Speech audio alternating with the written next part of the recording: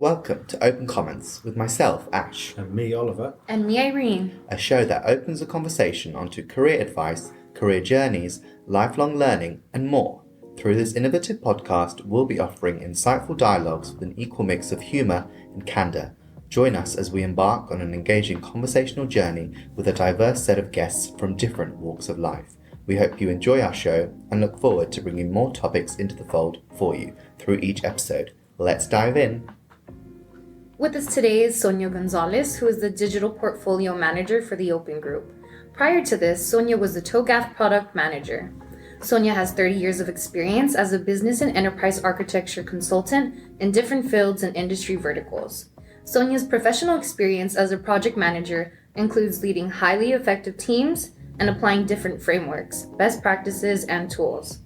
Academic degrees: Master's degree in Business Administration, Universidad de Costa Rica; Computer Engineer, Universidad de Costa Rica; Professional Training and Certifications, TOGAF 9.2 certification, Archimate 3.1 certification, COBIT 5 Foundation certification, training in BPMN,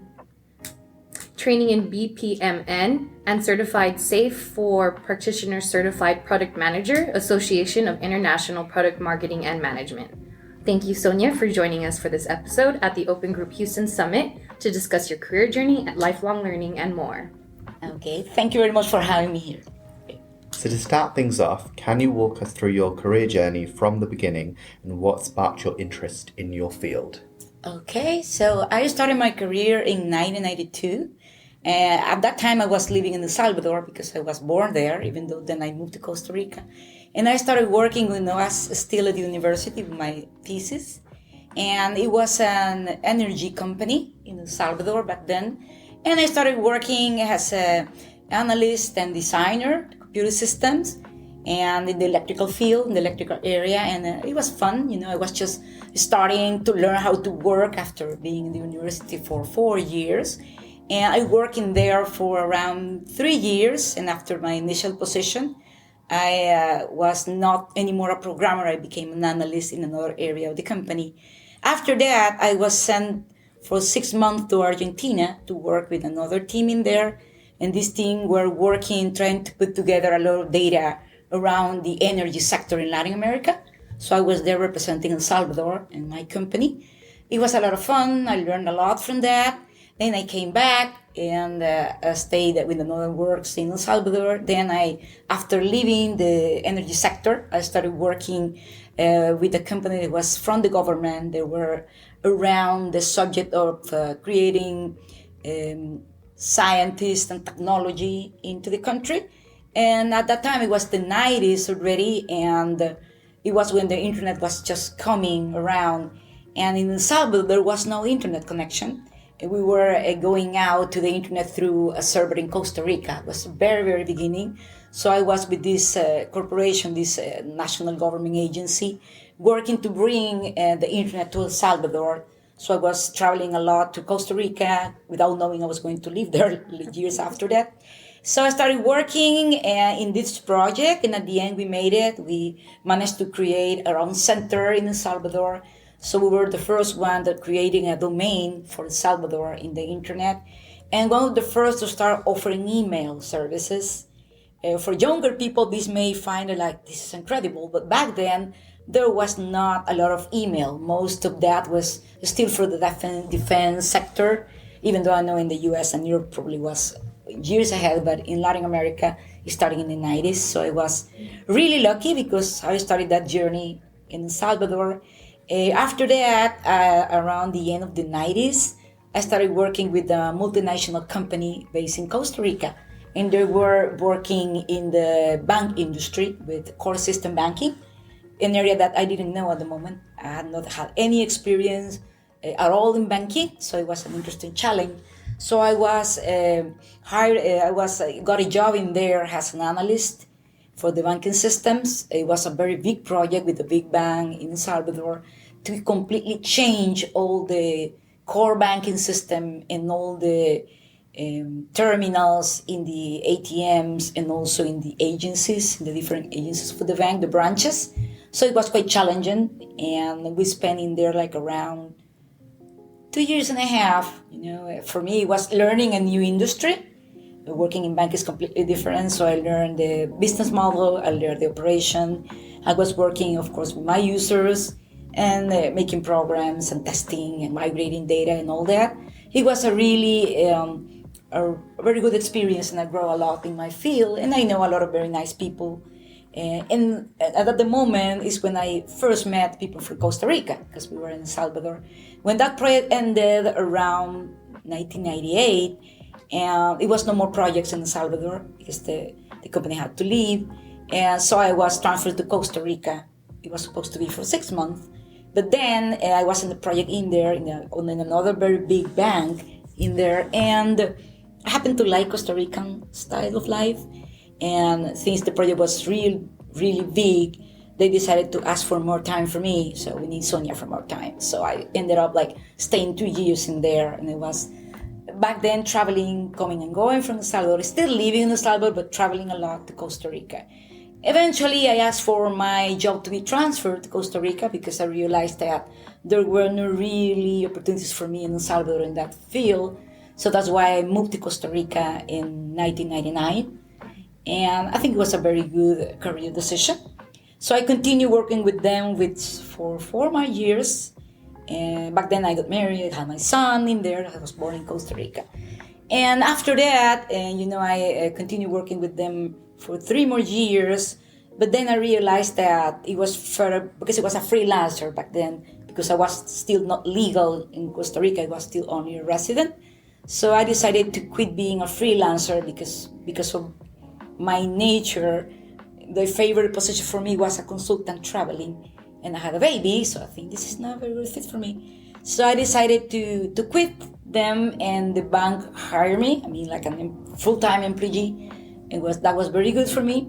At that time, I got the citizenship because my son was born there. And I started working with the bank like a full-time employee. It was the Bank of Costa Rica, one of the biggest national banks over there. And I worked for them around 8 years. It was a very good chance. And at that moment in the bank, I realized that the bank was not really being effective. And one of the reasons is they didn't know what they had. They have processes, information systems, but nothing was integrated.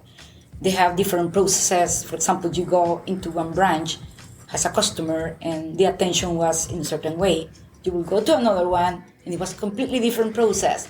So I told my boss, I was at the IT office back then, as a project manager, not as an analyst anymore. I said, we need to unify this. And then a very good friend of mine at college told me, there's a discipline called enterprise architecture. What is that? It sounds interesting.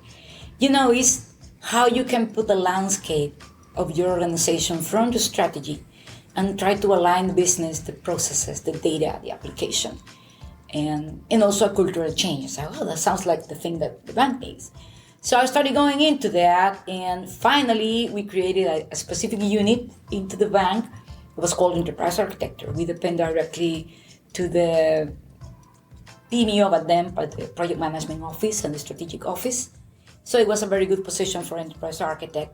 It was a struggle, because people wouldn't even understand what enterprise architecture was. We were around 2010. And even though probably here in the US and in Europe, everybody will know what TOGAF was or EA, in Latin America back then, it was not a practice, it was really known. A few people will know about TOGAF. I remember with this colleague of mine told me, have you heard about TOGAF? I said, what is TOGAF? The Open Group Architecture Framework. And he showed me the big book. No, it was the previous version. It was, I think, 8.1 still. He said, you can read it online. You need to be a member. So that was my first encounter with the Open Group. And I started reading the thing, and to be honest, this is not something that you should read page by page, because I can be lost. So I decided to start downloading white papers and getting into the practice. And the more I learned, the more convinced I was this is what the bank needs. It was a struggle, because the bank was not convinced. And even though we depend on the general manager, the question was, what's the value of this? Which is a very common question for enterprise architecture. So at the end, we managed to convince the manager, and we started making the project, the first EA project in the bank. around customer service. Customer service for an account creation, something very specific, because the bank is very complex and it was difficult to start with a bigger area. So we started with that, trying to unify customer processes and data. And even doing that, supposed to be small part, it was quite challenging. So it was almost a 3-year project. We decided to hire a consultant, and we made a bid and everything. They won the contest. We bought a tool. By the time it was an IBM tool back then. And we started working on that. And at the moment, I was already in contact with the Open Group. I had already been in one of the events, I think it was in San Diego. And I was really excited. And that was the first time that I saw people from the Open Group. I remember being at the event, a little bit lost at the beginning. I said, okay, what is this? And then I think they were presenting TOGAF 9.1. That's TOGAF 9. I don't remember the version, but it was the first one that will have the meta model in there. So I remember Mike Lambert was presenting that. Later on, he became my chair, years after that. And I remember being at the plenary, and Alan Brown was the CEO back then. I started asking, okay, so many people here, which countries you are from? And they say, the UK, the US, I don't know, Germany. And suddenly I raised my hand and say, Costa Rica. And everybody looked at me like an exotic bird. Because it was not very common for a Latin American person to be here. And it was like, okay, so it was a very nice conference. I learned a lot in that conference. I got very excited with that, the material. I came back to the bank and I told my boss, we need to become a member of the Open Group. What is that? A member is a person that has the right to become involved, and we can be involved in improving TOGAF. What is TOGAF? The framework for enterprise architect. So I try, and finally got the presentation to the manager, and they say, no, I don't see the value of being a member. It's too expensive, but we can start using the framework. So we started using the framework even though we're not members. But through the use of the framework, and when we hired the consultant, we started using the framework, customizing it, adapting that in the tool. So at the end, it became a very important project, and one of the first one in the country, and even in Latin America, at least Central America. I think Colombia was a little bit ahead of us, and Chile a little bit, and Mexico more. But at the end, Costa Rica was a very good example. So back then, I started receiving emails from the Open Group, and I received an email from, I think it was a general email, saying, okay, the San Francisco 2012 event is coming. Propose a presentation.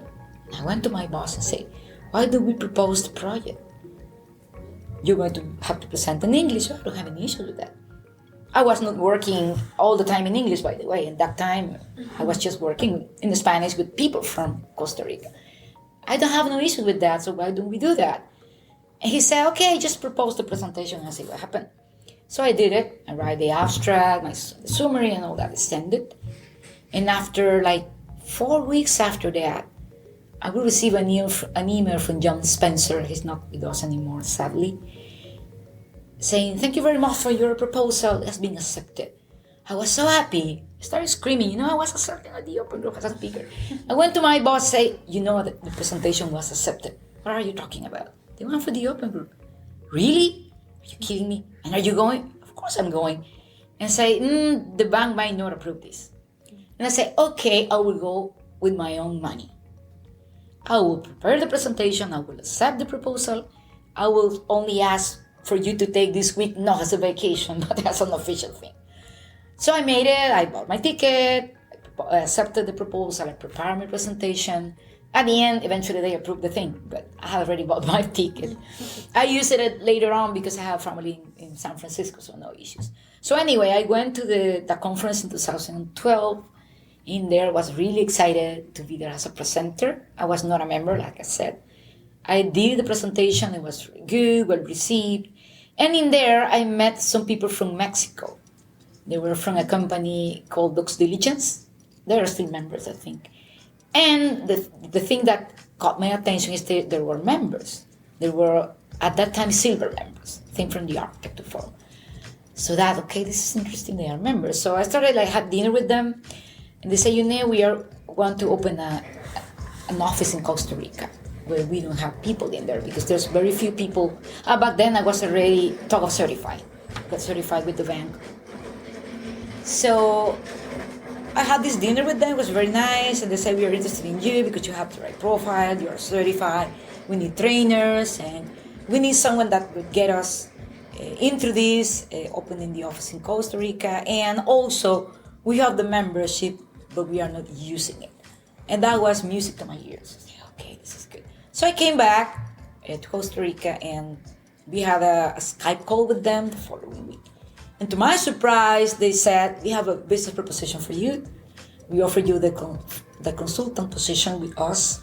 And we'll be working with Mexico, but in Costa Rica, you will be traveling and you will be delivering TOGAF training because you're certified. And we want you to start going into the forums, especially the architecture forums. So I accepted, of course. It was quite a change. My son was 12 by then. So I'm a single mom, I'm divorced. So I sat with him and I said, son, this is a very big good for me, a new job, double salary and double the benefit, but I will be traveling. I put certain conditions to the traveling, of course, but I want to know what you think about this because I will be less time at home. This work is going to be very demanding because a consultant is a full-time job, more challenging than the one at the bank. He said, go ahead, Mom. I'm fine. So I did it. I took the chance. I started working with them. It was a very nice opportunity. I worked with them 2 years and a half. And to that, I convinced them to be called gold members. So they took the Archimate membership. And I started becoming very active in the architecture and Archimate forums. Back then, I think, I don't remember, Reina Wasing was the architecture and Archimate forum director. She was really nice. So I started working with her in the two forums. I was involved with several projects. Back then you may see several white papers with my name on that, like an author, contributor. Back then I remember there was already the struggle about the evolution of the TOGAF standard. That was already on the table, but difficult to move that ahead. So I continued working and being a member, an active member. I started attending events as a speaker. I went to the Barcelona event. I went to another one. We organized one in Costa Rica, one event in Costa Rica, another one in Mexico, another one in Colombia. So back then I was very active in the region and always with the Open Group and the AEA also, they were active. At the moment I knew a lot of people from the Open Group members and also staff, most of the staff that were back then, they are still around, most of them. So eventually I started getting interested in the Open Group. And I say, I really like to work with the Open Group because I love working in forums and creating standards, and I had to start, like I was delivering training, I'm making consultancy, so I remember being weekends working in Open Group papers or very late at night, and I remember my brother telling me, why are you working for free? I said, I'm not working for free, I'm working because I want to contribute, and also probably I will get a chance to become a part of the Open Group, so I'm investing on this. So eventually I remember it was a meeting in Boston and the company didn't want to send me. They said, no, it's too expensive. But I said, I'm a presenter in there. I have proposed a presentation and it was accepted. And they say, you have to cover this with your own means, which was a little bit rude. So eventually I went there. Of course, by then I knew Patty and I knew Maggie and a lot of staff. And really I could even go have dinner with staff. I was still a member. After that, I remember that in that event, they were really looking for a forum director because Reina was retiring. So I remember sending an email to Chris Ford, who was at the moment he still is the VP for architecture. I said, Chris, I'm interested in this position. And he sent me an email with one link, and it was a link to the Open Group, Human Resources. I said, okay, this is going, so I sent my resume. Being in Boston, I talked to him, and Lay Loans, where he was the Forum Ops VP back by then. I talked to him and to Chris, say, I'm based in Costa Rica. It will be challenging for me to move to the US. So how this is happening? We don't need you to move. Chris is in China, I'm in Boston, our members are everywhere. Okay, Sam, then I'm going to continue with this because for me, moving to the US or UK with my son, it was like a little bit challenging. So anyway, the process continued and it was very nice that on September 15, that happens to be my birthday, I received this call from Dave Lounsbury. The moment that I saw Boston in the phone, I said, oh my God, this is the Open Group. So I took the call and said, Sonia, is this a good moment? Yes, of course it's a good moment.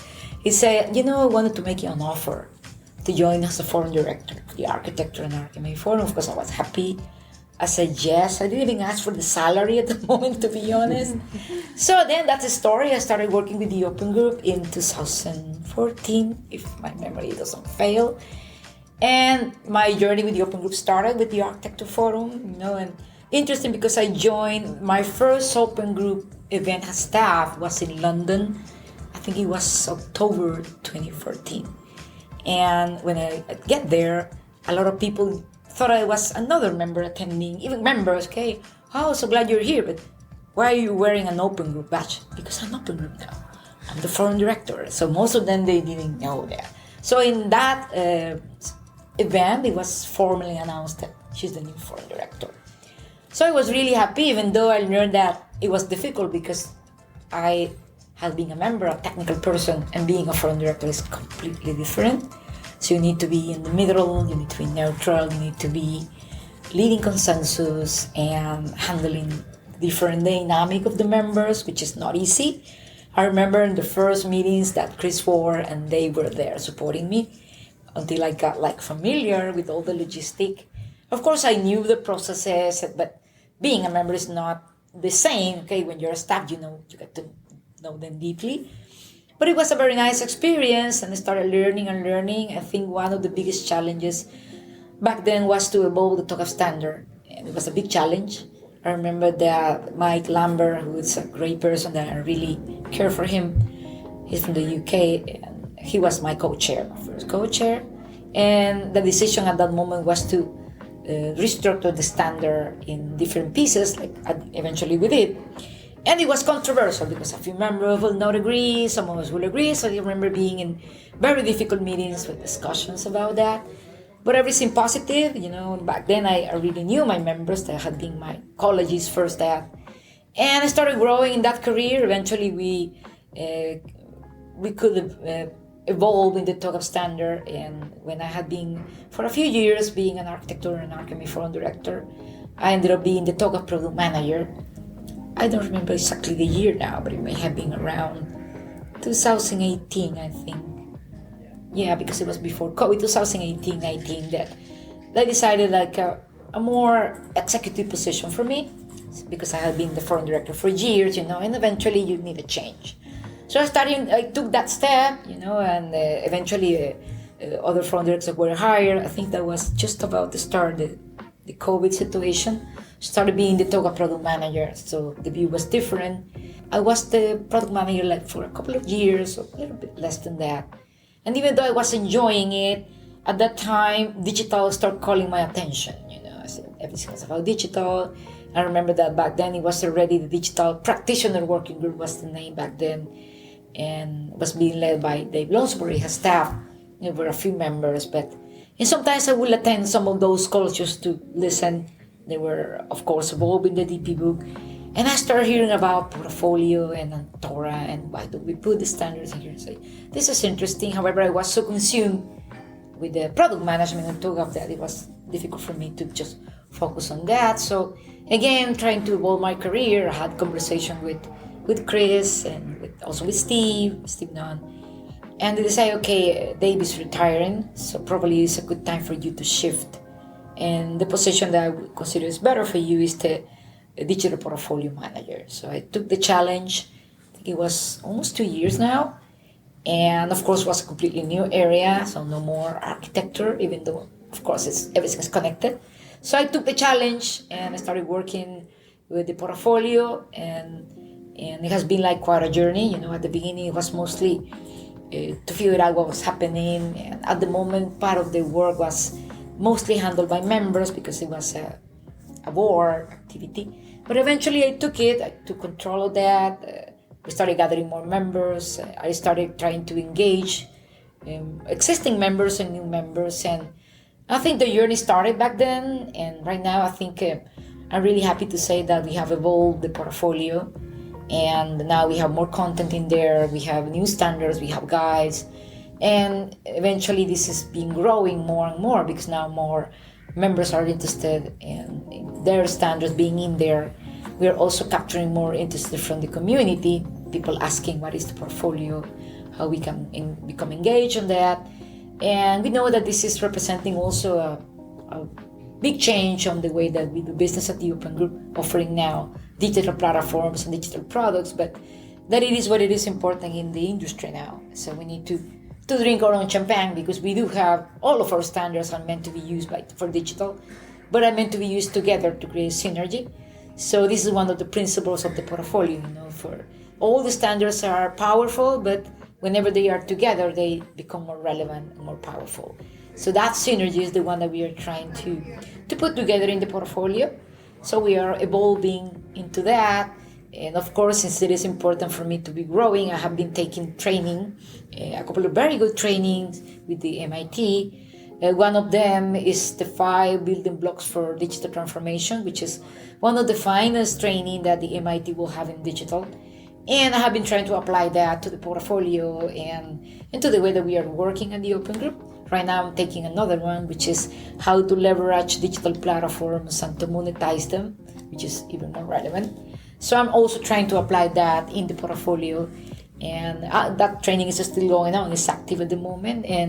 But I think it's going to be really important for us because we need to be able to build more demand with this platform and to make it more awareness, create more membership, more interest in our standard, certification, trying to move all this wheel, that is going on. So this is where I am right now, and really happy to be now almost 10 years with the Open Group. And I think there's a lot that we could do at the Open Group. I have seen it change and grow over the years. I have seen new people coming and the other people retiring or going, but still, I think for me it's an interesting journey. And I have to say that the same motivation that I had with enjoying the Open Group almost 10 years ago is still here and growing every day. So that is like a summary of the things that I have been doing since 30 years now, I guess.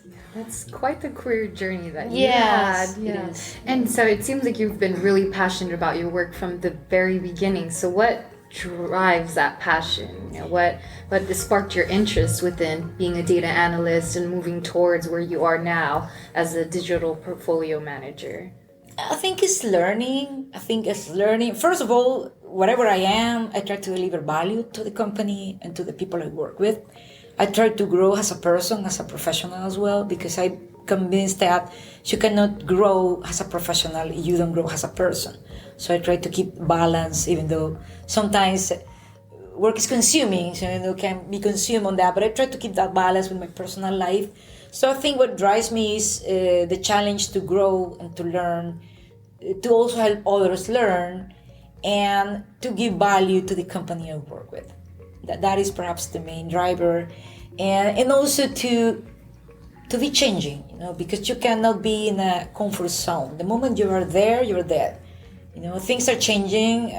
Right now I'm doing this, probably next year I'll be doing the same thing with a different view. Everything changed, and if you don't change with that, then you're ahead. No, you're behind, sorry, and that is something that it shouldn't be good. And also I'm trying to give this example to my son. He's 22 now, and he's learning from me, to grow, to embrace challenge. And I have told him, don't let anyone tell you you cannot do anything. Not even me. I mean, if something will come and tell you you're not able to do this, just say, get out of my way, I will do it, because that's the way you grow and you pursue things even more.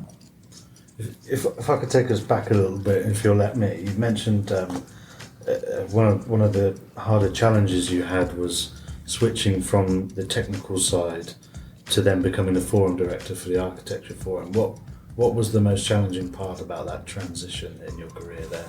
I think the most difficult part was to learn the boundaries, because if you're a member, you are allowed to speak in the meeting and you give your technical points and to even get into a struggle with another member, a debate. When you are a forum director, you need to have a middle position. You need to be the facilitator. You cannot stand the position against or with anyone. Because remember, we are neutral vendor, and even if that is our main principle, when I am the table with a set of members, they represent their company interest. And they always try to pull the things and their benefit. So the forum director needs to be very smart to avoid that from happening and to keep that balance. However, when they hired me, I was also an enterprise architect, and I knew TOGAF almost by heart. So I was also able to deliver value being a subject matter expert. So from time to time, I was also able to deliver a technical opinion, but I usually would say, okay, this is my opinion as an enterprise architect, but as a staff, I cannot vote. This is my point, and even to learn to stand in front of members, because sometimes they will propose something that is not fit for purpose. So you need to learn to respect them, but say, I don't agree with this, because it's not going into the right direction. And learning to say that is difficult, because our members are very opinionated persons. They are very savvy, they know a lot, and saying someone of that profile, I don't agree with you, it should be done very carefully, especially being a staff. So that boundary was perhaps one of the most difficult ones. And the other one is was an advice that Chris Ford gave me. Because since I like things to happen. And when you are like that, you start picking things that no one else is taking. And I remember Chris telling me once, stop taking things that are in the floor. And I said, okay, unless they are part of your job as forum director. So it's an activity is far behind, you can just try to re-engage members, but don't take it and move it, because it's not your job and you're going to burn yourself. It happened a couple of times, because it's very easy, since I was an architect, no one is delivering this content, to start writing on my own. And that's time consuming. And being a forum director is also being a product manager, a project and product manager, because you own your forum activities. And you need to be able to learn and to manage all the different threads. This project, this is the leader, this is the activity, they are behind schedule, they are ahead schedule. Taking minutes, I remember being in the architecture forum meetings with around 12 activities going on at the same time and taking the minutes. And Mike Lambert told me once, I have no idea how you do this. You're projecting, you're explaining, you're being the facilitator, and you're taking minutes. And I think, okay, I have two windows in my Mac. One is projecting, the other one is where I'm writing. Okay, and you also have your brain cut in half. So I have to do that, because otherwise you will not have any meetings after the event. So it's those kind are more difficult. Especially is to keep this boundary, that you're not allowed to be against or with someone, and to keep this middle ground. That is my view of the more challenging. And also to learn to listen to others, which is very difficult, especially for a person that is driven. Even if the person is saying something that is not the right fit, you need to wait until the person ends, to wait and see if there are more points, and only when that happens to give you a point in a very polite way. And that is not very easy. It takes self-control. Sometimes, it can be even a difficult conversation going on. You have people almost being rude against each other. So you need to be able to tell them, okay, remember we have a code of ethics, so please behave, please. And that is also part of the job for a forum director, to learn to let them speak, but not in a point in which they are completely off topic, or even worse, being aggressive. It almost never happened. Our members are great in that. They're very smart people. They know how to discuss properly with respect. But whenever that has happened, the forum director needs to be the one putting order in there. And it can be, it may seem easy, but it's not easy. No, facilitating is definitely an art form, that's for sure. Yes, it is. Especially when, as you say, when people are drivers, it's hard to mediate the situation. But I'm sure you do it well. At least I try. I think it's, and in a way I enjoy it. It's not easy, but whenever you have learned to do that, at the end, I think the biggest satisfaction is when you finish a meeting that may have been difficult, and you send the actions, and eventually things start to happen, and you see publications going, and you see people taking action, and you see you going an event like this, which has been so successful, and you see people presenting and making reference to our standards, And when you see our members standing for us because they become advocates, then I say it's worth. It's worth all the long days making minutes and trying to pursue consensus, which is difficult, and trying to move things ahead. It's really worth the effort when you see the final product. And you see the benefit that is driving for the open group and for our members and for the community as a whole as well. Yeah, I guess it's years worth of your work and other people's work as well. You want to see it do well, especially with how long you spent on it. So, exactly. Yeah. Yes. And continuing down the route of facilitation, how do you manage, obviously like in a room you can have different personalities, different voices and different types of contributions. Do you find it's quite challenging at times, making sure that everyone has their own time to speak, or even just challenging and voicing their opinions? Do you think that takes time in managing that, or do you think it's simply about understanding your own style of communication in order to understand other people's style of communication, what they prefer, likes and dislikes? I think it's also challenging, and it takes both. I mean, it's related with the way you communicate, but also how you listen to others, especially listening to others. And that kind of, for example, you are in a meeting and there are 7 people in there, 7 members, and only 2 of them are talking. And they are monopolizing the conversation. So your job as a foreign director, or even as a product manager, in my case, is to, okay, what's your opinion? Let's let the other people speak. And that happens also in the virtual environment, not only in the face-to-face. So you need to be sure that everybody in the meeting, even virtual or face-to-face, is having an opinion, unless they prefer not to say it.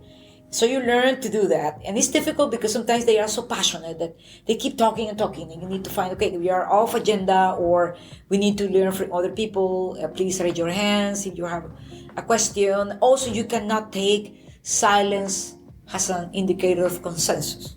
You need to be sure people is really in agreement. And if that doesn't happen in the meeting because of different reasons, even if it is a face-to-face or a virtual one, if you sense that a member is not happy, and you learn, when it is a virtual environment and it's no camera, you learn to recognize the tone of voice, because you know your members. This person is not happy, or is quiet, and usually it's not quiet. Or if you learn a person like this, or doing a thing, or leaving the room, and in any moment, it means like they are not connected. Probably they are not happy, they don't have an understanding, or they don't agree. So if that happens, if instead of as face-to-face like this one, you take the time to go in the coffee break and ask the person, what's your view on this? Do you agree? Are you upset? Are you concerned about something? And sometimes it works. And if it is a face-to-face, a virtual one, you need to either send Slack, or now we have Slack, back on those days, to either have an email, or even have a short call with the person and asking, why are you so quiet? Are you happy? Are you in disagreement? What's your issue? And learning to understand that body language, tone of voice is really difficult. And it's, again, along with being a mediator and the facilitator, is another challenging thing for foreign directors, for sure. Is that something you've taught yourself over the years, or have you always been quite good at reading people's behaviors? I think I learned here at the Open Group. I mean, before joining the Open Group, I think I consider myself good at speaking with people and presenting, and I'm not shy at taking a leadership in a meeting if no one else is willing to do so. I had that trait since I was a kid. In a way, I was born with that. But when I joined before joining the Open Group, I was not so good at listening or reading other people's behavior. I learned that in the Open Group. I remember taking a training on that, a very good one in Costa Rica.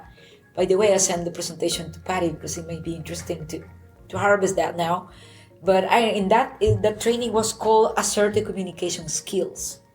And I learned in there that I happen to be, my kind of personalities that I like to control things, because I like things to happen. So if I like to control things, being a foreign director is challenging, because certain things are not under my control, like consensus. Or a member has to deliver some piece of content and he didn't. I cannot control that. And neither I can push the person at all. I mean, they are contributors. They do this in their spare time. I know that because I was a member. So that I learned, in that training I learned a lot I remember even delivering that to the other foreign directors in one of the meetings in Boston.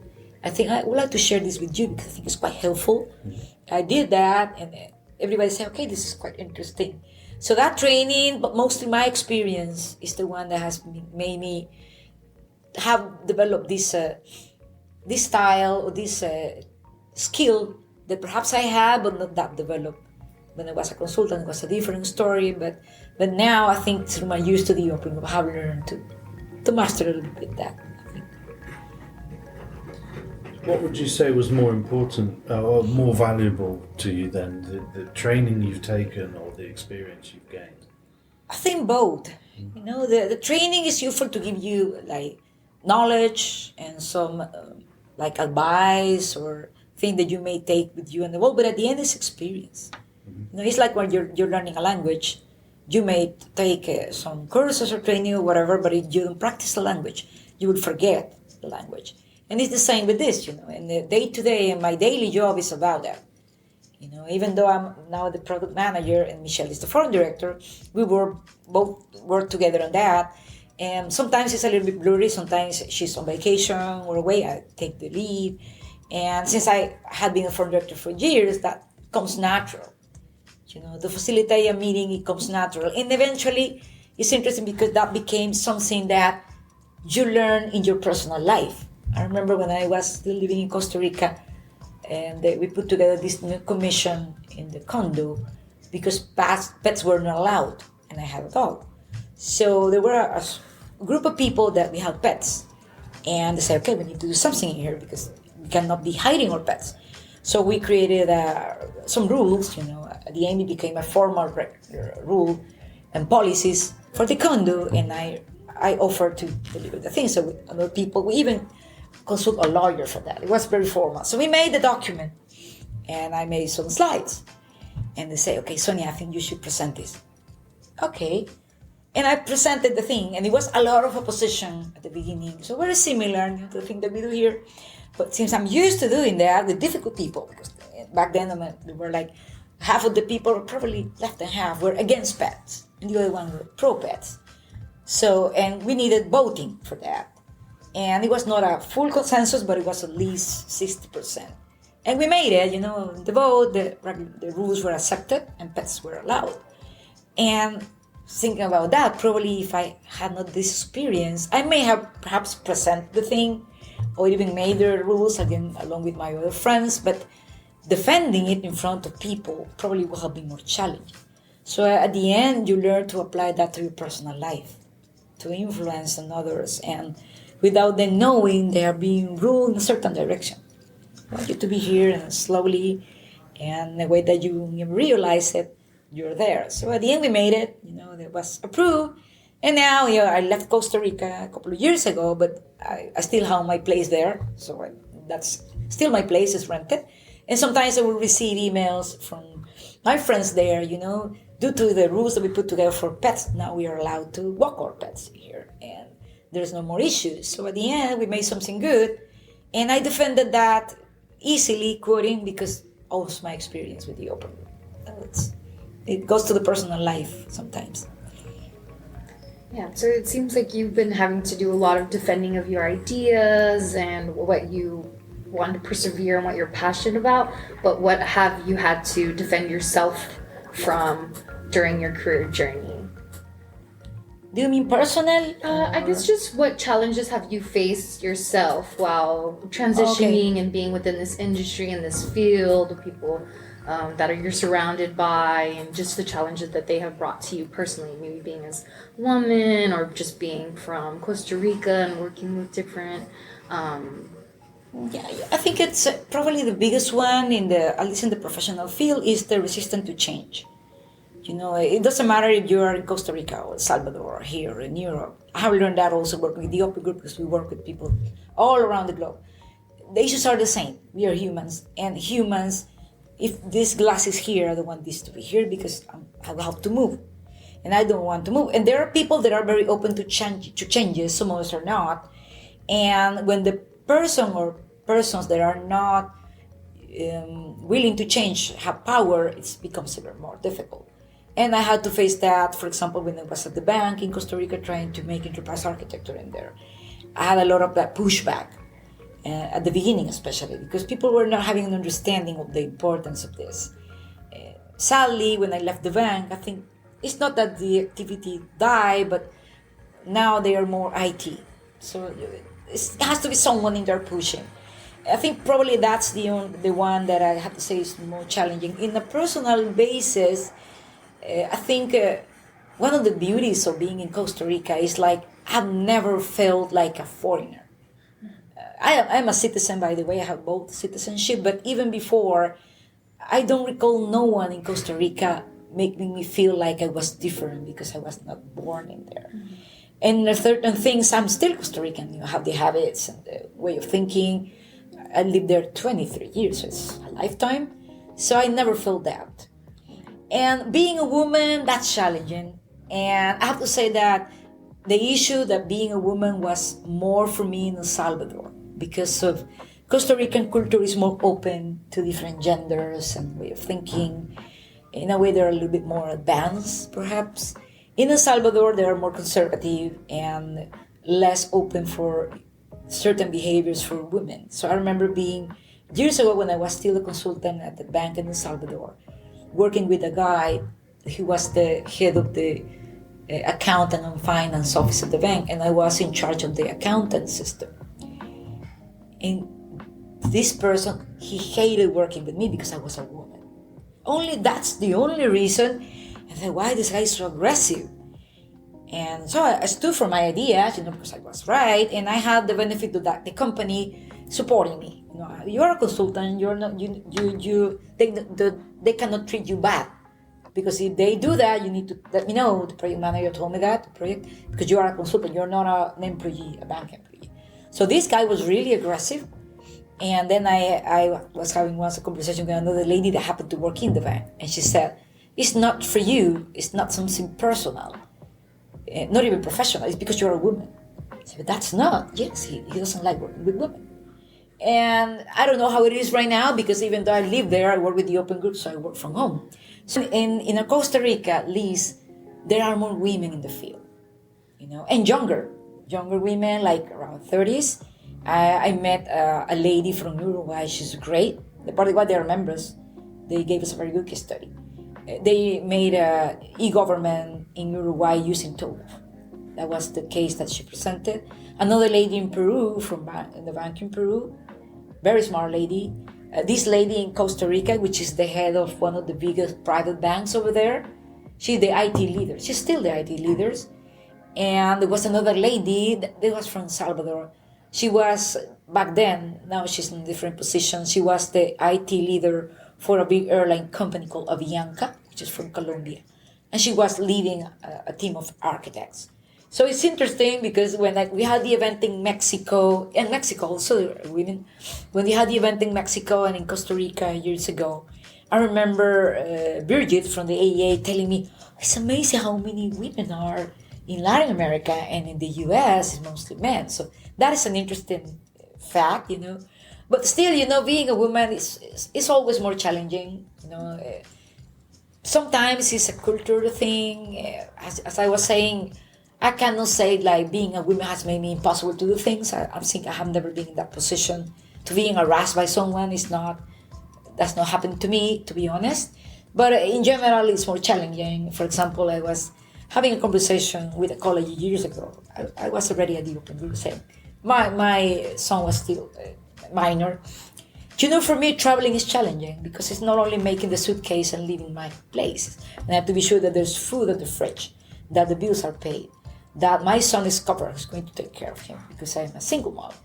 The pets, he's going to take care of the pets and my son, and he's sick, he has some medicine, and someone taking care of him, of course, and even I have very good friends in Costa Rica, someone else, in case Ricardo needs, my son's name is Ricardo, he needs something, please. So it was not that easy because I'm a woman and there's no one at home taking care of that. Now that he's 22, I'm more relaxed. I gave him the card. He may be very happy with the card. And he's taking care of expenses, putting gas on the car, taking care of the pets, going to the supermarket, preparing his own food, so he's a grown-up now. But it was different when he was growing up. So always being a woman is more challenging in that aspect, I would say. But in terms of job, for example, here at the Open Group, I have never felt like a pushback because I'm a woman or because I'm from Latin America. Never. It's been an advantage in any way because when we have had events in Latin America, I have been the one in the middle, because it's not easy or not cheap to have translator. I remember being in Mexico in an event in there, being the translator in a panel because there were some English-speaking presenters and people represented their Spanish speakers, and I remember me being in the middle making the translation. So I have never felt that at the Open Group, not even being a woman or being a Latin American person at all. Switching gears slightly, can you tell us a little bit about what lifelong learning means to you and how important continuous growth is within your career? So how you keep on learning, your learning style, and how you approach just learning new things. I think part of our job as staff, I think, is to take at least one training over the year related with our areas of expertise. So right now I'm taking MIT training, really good. I would try to make this happen here because the idea is to apply that knowledge. On my personal life, I like reading. I enjoy reading. So I try to read. Not all the time things from work, of course. I also love personal things, stories that I like. But slightly, can you tell us a little bit about what lifelong learning means to you and how important continuous growth is within your career? So how you keep on learning, your learning style, and how you approach just learning new things. I think part of our job as staff, I think, is to take at least one training over the year related with our areas of expertise. So right now I'm taking MIT training, really good. I would try to make this happen here because the idea is to apply that knowledge. On my personal life, I like reading. I enjoy reading. So I try to read. Not all the time things from work, of course. I also love personal things, stories that I like. But I also try to keep on date with reading technical articles, especially now with digital transformation. This is a topic that every day is something new. So for example, artificial intelligence is quite a topic. So I try to be on top of that, reading documentaries. Now with all the options that we have streaming, you cannot say that you are behind because there's no knowledge. Even including when I see an article that is interesting around digital transformation or also enterprise architecture, of course, I usually take a time to read that and to learn. But especially to apply what I have learned is perhaps the thing that... And also I learn through my members. Because they are very smart people. They are, of course, they live this day to day. At the Open Group, our job is more general. But, for example, we were in a very good case study on the Monday track. And it was this very good case study from an insurance company. And it was around digital transformation. And it was really good. So I learned how they did it in a practical case. The steps they took, how they consider cultural change, the data integration and all that. So we learn from our members as well. I wanted to ask this a while back, but what initially drew you to the technology field? When you first started your career, why did you first join that field? Oh, that's a very interesting question. Is why behind 1985, 86, when I finished college, in Latin America college to the high school. Sorry, it was high school. When I finished high school, to be honest, I wasn't sure about what I was going to do. In fact, I love mathematics and physics, so I'd probably be an engineer.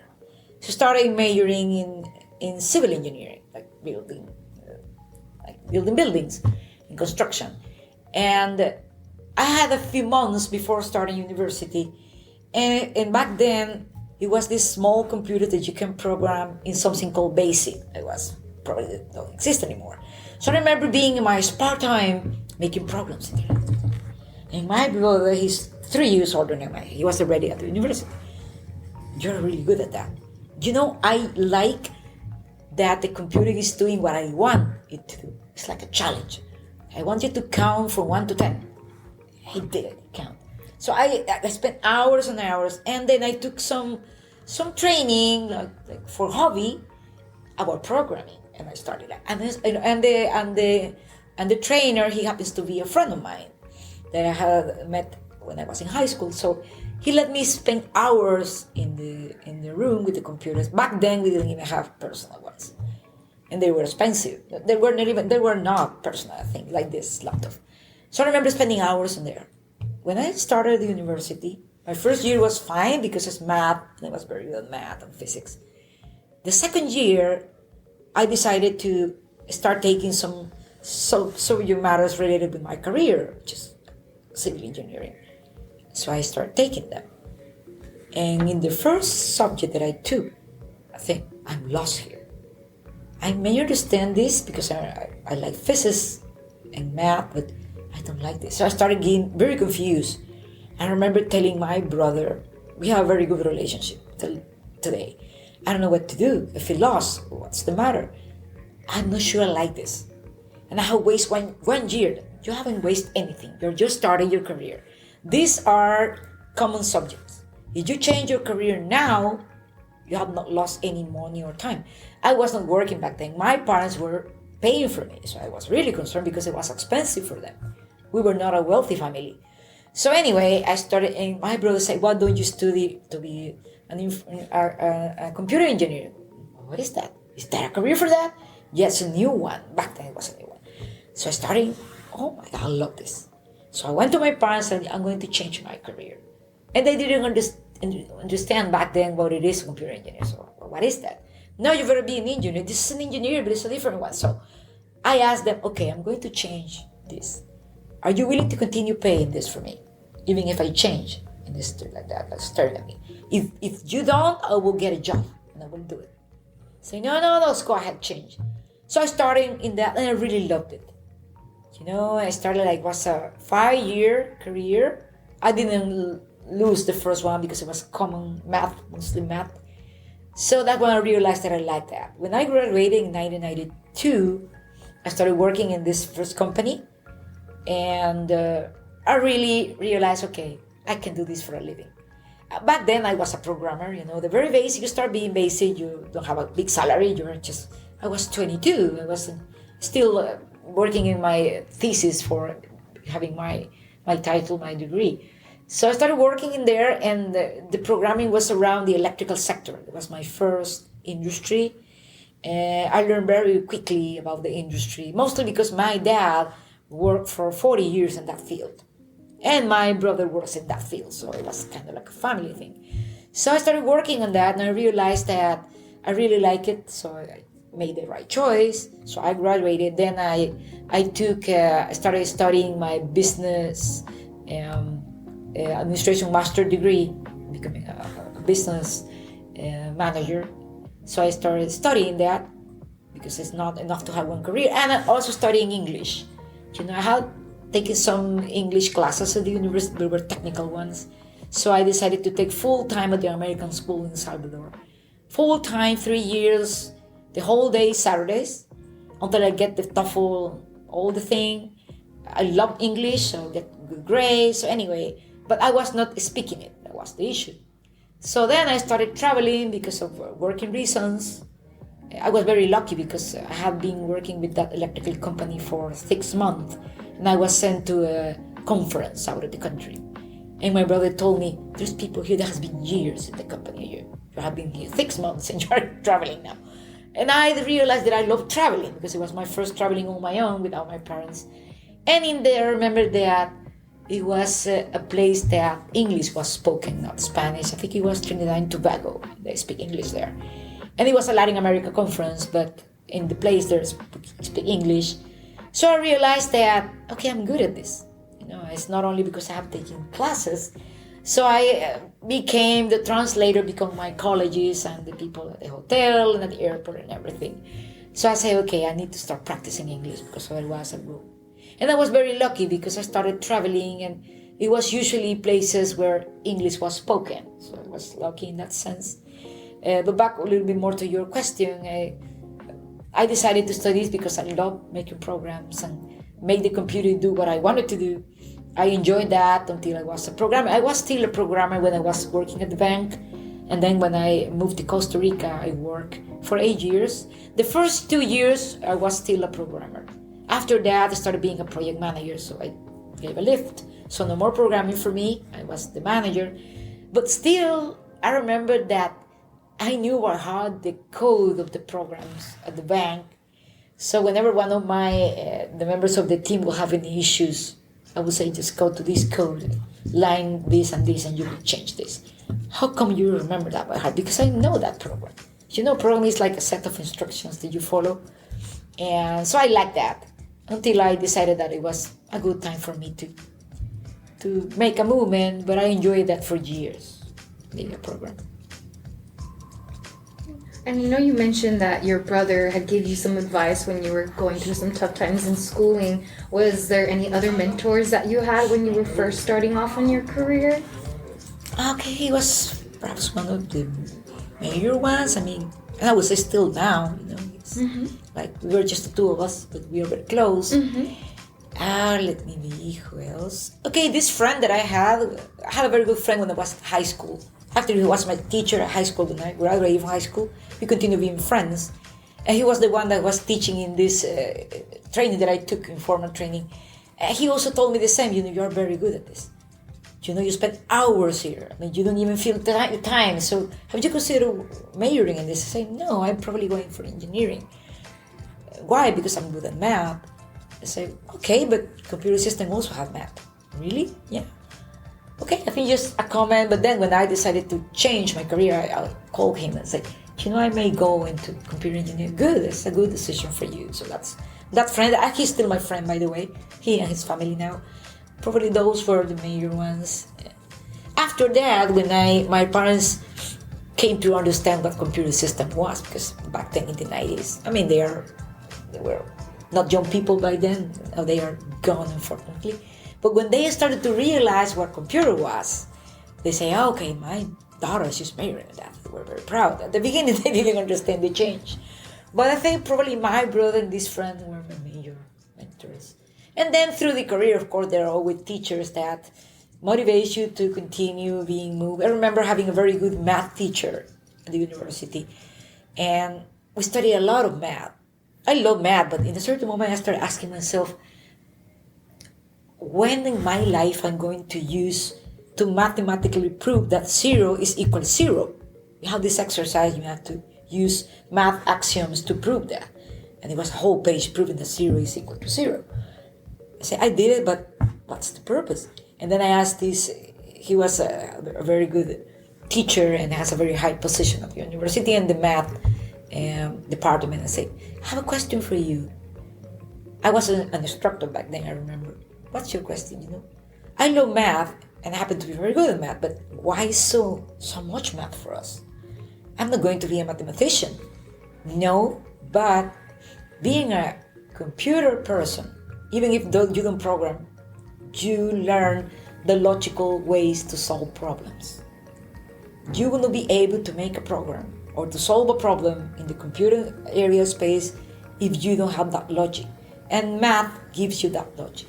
That was one of the best answers I have received in my life. So I stopped complaining about so much math and testing and all that. And that is true. Whenever you're, for a good programmer, and even for a good modeler or enterprise architect, you need to have the logic in your head. I remember once I was working with the electrical company, and I was in a new area. They were trying to put together this program for handling projects. And no one had been able to program that. I remember being in a seat with 3 people, and the business owner, started like, these are my requirements. So in my head, I was already setting the logic. Okay, the program is to do this, this, this, this, and this. Yeah, that's exactly what we want. So, and no programming yet, no computer involved, because when you start programming, you program in a very specific language. The ones now, I'm not familiar with them anymore, but anyway, it might be similar. But at the end, you need to learn the logical steps. And it's the same whenever you are a modeler or enterprise architect. You need to have logic to see the big picture and to be able to provide advice to your boss, or if you're a consultant to your customer, you need to be able to have this logic in your head. So that's why I learned with this mentor, having a mathematical view of things will help you organize your thoughts Probably you'll tell me I'm going to be a painter. Probably you will need this. But if you're going into an area which is related with engineering, whatever engineering it is, you need to be able to organize your thoughts, to be able to put your ideas in an organized way. Thank you, Sonia, for joining our show. It's been a pleasure not only talking to you, but learning more about your career, and it's been really fascinating just seeing your journey so far, lifelong learning and all the other bits of goodness. So thank you so much for coming on our show, and we look forward to having you on again soon. Thank you so much. Okay, thank you very much for having me. I really enjoyed this. Thank you. And to our listeners, thanks so much for tuning in again, and we look forward to bringing you another episode soon. Happy listening, stay safe.